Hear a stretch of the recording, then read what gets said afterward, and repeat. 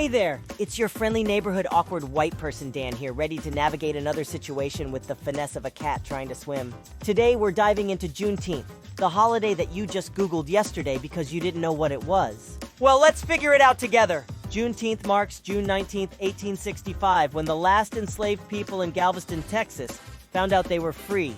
2.5 years after the Emancipation Proclamation. You know how you feel on the 4th of July? Or maybe I should say, you know how you felt about the 4th of July when you were a kid? I have no idea how I feel about the 4th of July anymore, to be honest. Well, white people celebrate the 4th of July and call it Independence Day, the day when the Declaration of Independence was passed and we got to stick it to England. For black people, though, it was the day when Thomas Jefferson wrote, "All men are created equal," but really meant that black people weren't people. So, awkward, especially since I was brought up thinking TJ was a really swell dude. And now you see the problem. As a white guy, the most enslaved I've ever been was at my girlfriend's cousin's timeshare presentation. Am I supposed to be ashamed today? Slavery, did I do that? I don't remember doing that. Am I supposed to tell all my black friends, "Happy Juneteenth, glad you're not owned by my Uncle Joe"? I'm pretty sure I'm not supposed to brag about how many black friends I have. I don't know what to do! Well, I did some reading and it helped, so as an awkward white guy, I'd like to help out my fellow awkward white folks, and maybe we can all be a little better on this holiday that has me way more scared than Halloween ever did. So here are some tips from one awkward white person to another. First off, educate yourself. Learn the history, understand the significance, and approach conversations with genuine curiosity and humility. It's okay to ask questions, but don't put black people on the spot. They aren't there to teach you for free. That sounds a bit like slavery, doesn't it? Don't be weird. You want to be supportive and appreciative of black people and black culture. Maybe don't focus on the slavery, but focus on the freedom. You want to say our country is better when we're all free. Yeah, that's nice. Next, let's talk support. Volunteering at Juneteenth events is great, but it might be too late for that. Shopping at black-owned businesses or at Juneteenth festivals is an excellent thing you could do today.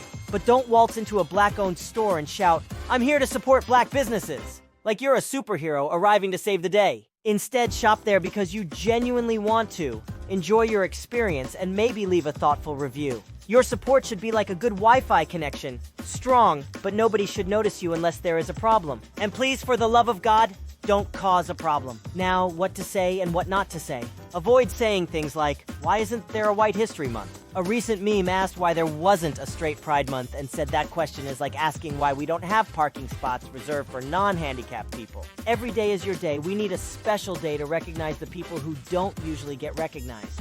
Instead, say things like, "I'm here to celebrate with you," or "I'd love to learn more about Juneteenth." Be a sponge, not a loudspeaker. Want to join the celebrations? Attend events! But don't show up in dashiki gear you bought online last minute and attempt dance moves you saw on YouTube 5 minutes ago. Instead, dress comfortably, participate respectfully, and enjoy the festivities without making it about you. Remember, you're here to support and celebrate, not to steal the spotlight. And let's not forget the food. Juneteenth cuisine is fantastic. So instead of taking a bite and saying, "Wow, this is so exotic," enjoy the flavors, ask about the dishes, and appreciate the cultural significance. Maybe you could buy some takeout again in a few weeks, keeping the support going. Whatever you do, stop telling people how unracist you are or how many black friends you have. If you have to prove you're not racist, you probably are. At least maybe a little bit. Maybe we're all a little bit racist when you really think about it. This isn't about shame. It's about being better together. And just like me, it's super awkward, but, important. So there you have it. Some tips for celebrating Juneteenth without stumbling over your own good intentions. Remember, it's all about respect, support, and a genuine willingness to learn and celebrate. Happy Juneteenth, everyone! Let's honor this day with the respect and joy it deserves.